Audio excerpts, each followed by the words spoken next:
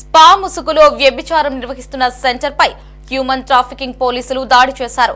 Chandanagar police station పరిధిలోని new dream spa centre లో spa పేరుతో గత కొంతకాలంగా వ్యభిచారం నిర్వహిస్తున్నారన్న సమాచారంతో పోలీసులు దాడులు చేశారు.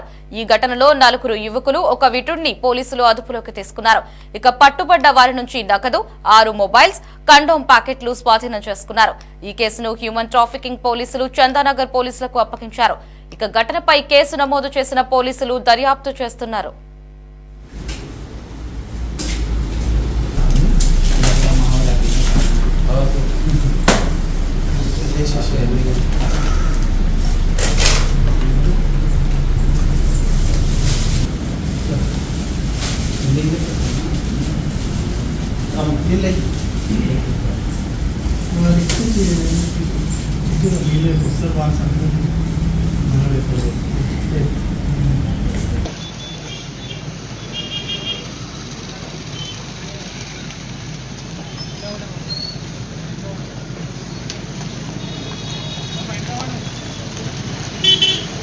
మరిన్ని అప్డేట్స్ కోసం కీప్ వాచింగ్ సిటీ 24/7.